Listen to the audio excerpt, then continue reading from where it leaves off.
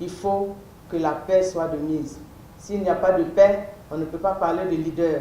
On est président de la République parce qu'on a des citoyens qu'on gouverne. Si tous les citoyens sont morts au nom de la guerre, on n'est plus président de la République. On est chef de village parce que nous avons des habitants dans notre village. Si tous les habitants du village sont morts, alors nous ne sommes plus chefs. On est leader religieux parce que dans notre mosquée ou dans notre église ou dans notre temple, nous avons des fidèles. Si tous les fidèles sont morts au nom de la haine, au nom de l'instrumentalisation, alors on n'est plus leader religieux. Faisons donc en sorte que la paix soit notre première religion. Et donc c'est la paix que nous devons véhiculer partout où nous sommes, quels que soient nos bords politiques, quelle que soit notre tendance religieuse. Honorables invités, mesdames et messieurs, le dialogue entre nos religions peut servir de fondement à l'apaisement du climat social et politique. Le dialogue entre nos religions peut donc être catalysateur du développement socio-économique. La religion enseigne la fraternité, la religion enseigne la solidarité, la religion enseigne la tolérance, la religion enseigne le pardon. Elle repose donc sur des valeurs qui unissent des êtres qui partagent le destin commun de l'humanité.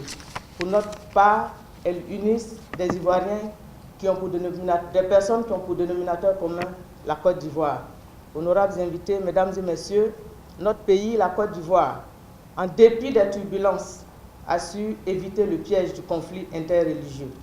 En effet, malgré les soubresauts, malgré les crises sociopolitiques que nous avons connues, les religions ont toujours servi de ciment entre les Ivoiriens, contrairement à bien d'autres pays où les oppositions religieuses ont bien souvent servi de terreau fertile à des affrontements meurtriers et dramatiques.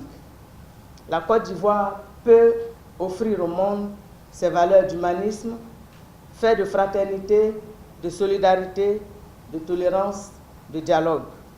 Au moment des replis identitaires, le dialogue interreligieux est un moyen efficace pour bâtir des religions sans frontières, où les tracés conventionnels qui les séparent doivent cesser d'être des points de rupture pour devenir des points de suture et surtout rester de véritables espaces de convergence et de convivialité.